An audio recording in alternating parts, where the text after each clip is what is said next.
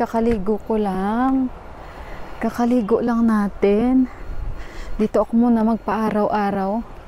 Grabe guys, yung brown out. Tapos na ako maglinis.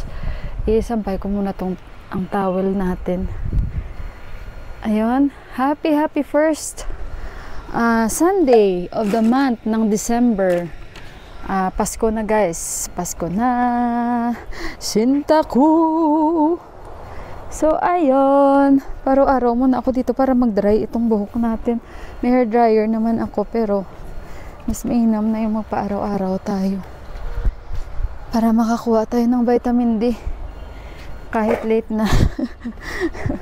So ayun, kumusta ang mga araw ninyo guys? Dito muna tayo tambay kasi binabantayan ko yung tangke namin. Kasi nga nagpatubig ako. Gawa nga ng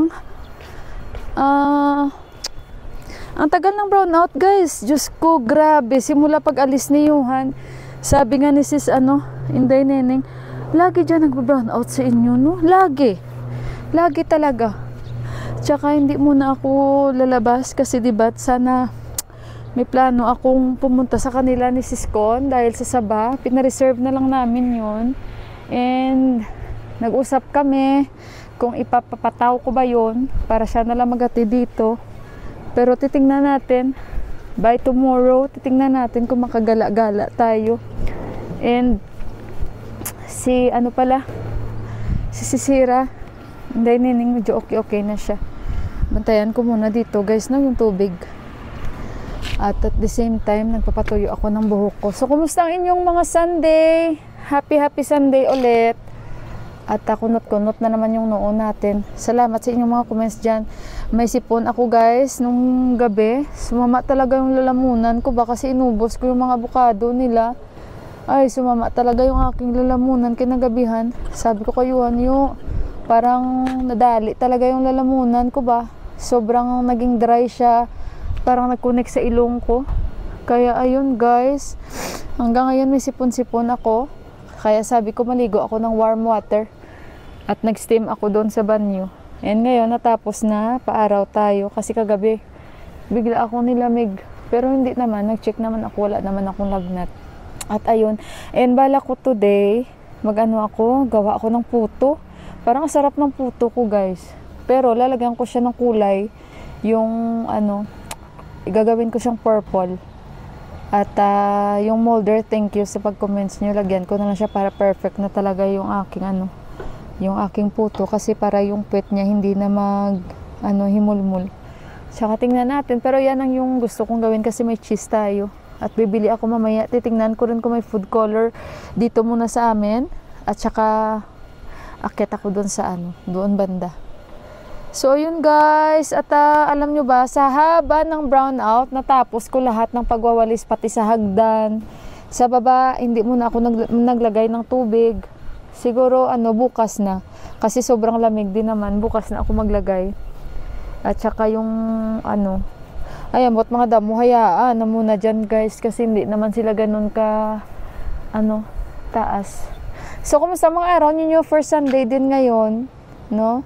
At alanganin na rin kasi yung oras ko kanina, kaya sige na lang, malayo din kasi yung simbahan dito, no? Makakasimba din tayo niyan.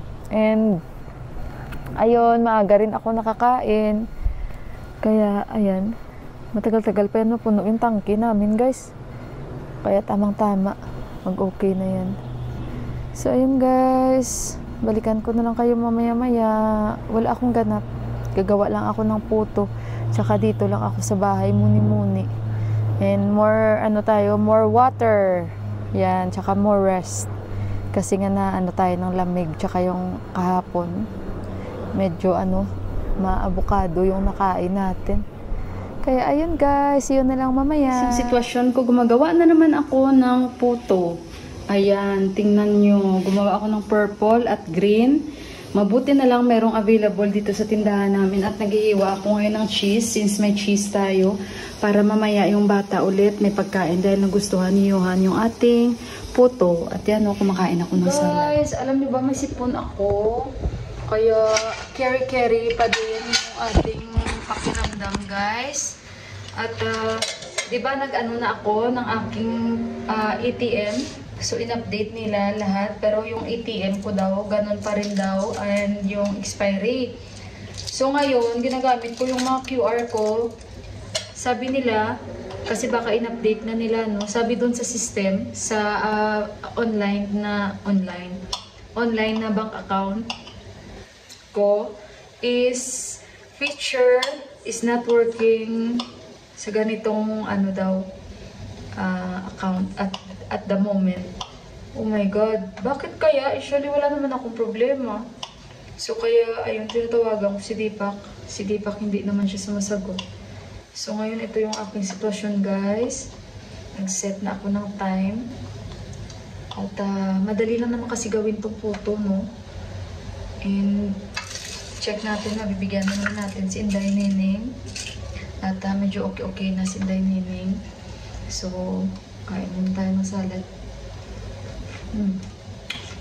Ito yung aking first Sunday. Guys, luto na yung first batch ko. Ayan. Tingnan yung ating photo. So, tanggalin natin. Guys.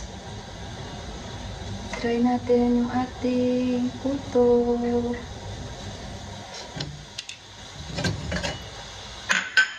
So, kasi last hindi ko siya nilagyan ng butter. So, ngayon nilagyan ko siya. Di ba maganda yung ating photo? Yay! Medyo mainit. So, kailangan natin ng ano, kahit wag na. Yummy, yummy! Second batch na naman, guys. Palamigin ko konti. Tapos, tsaka ko siya kuhanin sa kanyang box. Box molder. Yummy. Kasi ako, guys, sinisipon si Inday Mila. Kaya, parang relax-relax. Konti na lang ito at lalagyan ko na siya ng cheese. Ito na yung mga cheese na in-slice ko. Ayan, nasipon-sipon tayo.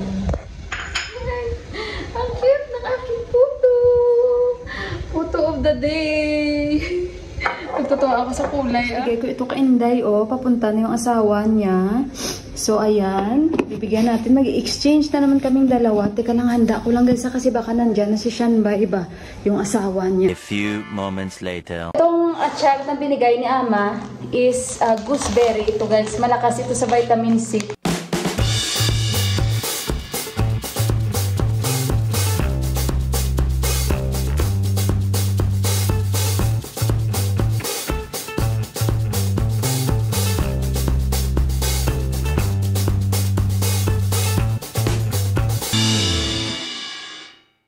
So, ayan, binigyan niya na naman ako ng green tea. Mayroon pa ako, Sabi ko nga nakalimutan ko na naman sa kanya magbigay ng birthday kasi sinabihan ko siya last.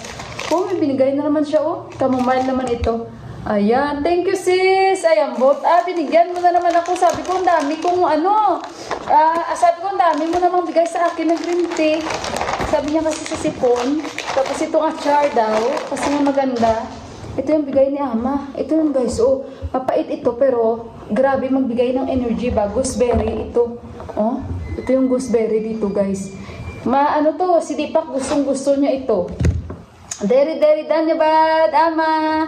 At gumawa siya ng achar. Gumawa sila ng achar. Si Ama gumawa nito.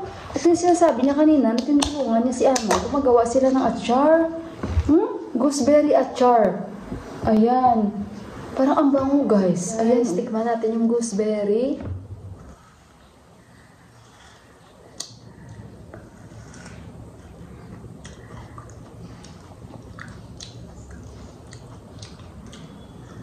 Mapait siya konti. Pero ganito talaga lasa niya. Pero, malakas daw to sa vitamin C.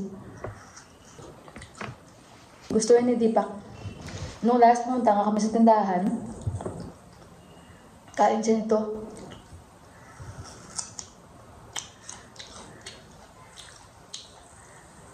Tikman naman natin ang achar. First time ko matikman ang ganitong achar. Masarap siguro ito pag sa kanin. Ay, wow!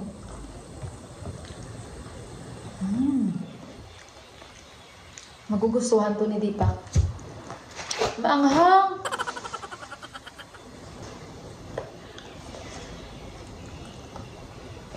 Magugustuhan to ni Deepak.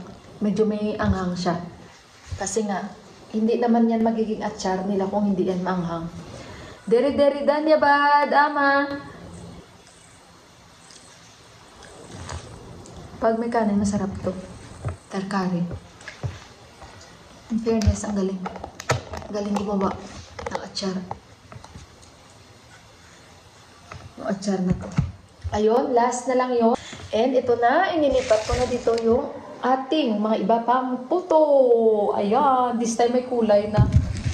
Sorry sis, SL ni pala. Yan, bota. Kung malapit ka lang at si Sis Camille. Ayan, ayan, ayan. Magbigayan tayo. Ay, bawi na lang tayo susunod kay Sis SL ni pala, no? And, ayun guys. Akit tayo sa itaas dahil nag-i-edit ako guys. So, ayun. Mamaya guys, i-end ko na yung aking video for today. Pasensya na kayo. May sipon, Sinday Mila. Ayan na nga, nag-iba-iba na yung boses natin. Hopefully, mag-okay-okay rin tayo agad-agad. So, i-end ko na yung video ko. Again, maraming salamat po sa pagsama nyo and happy first Sunday po ng Disyembre sa atin. Merry Christmas. Talagang Paskong Pasko na kung ang tatay ko pa. So, ayun, mag-ingat kayong lahat. And salamat po sa laging hindi pag-i-skip ng ads. And sa lagi yung pagko-comment at pagbigay like sa mga vlogs ko. And sa pagbigay oras. Thank you so much po. And sa mga hindi pa po nakapag-subscribe ng aking channel, baka naman may time kayo, i-click nyo lang yung pulang button para ma-update po kayo pag may bago tayong upload. Again guys, mag-ingat kayong lahat. And God bless us all and I love you. Bye! That's the Jingle Bell Rock.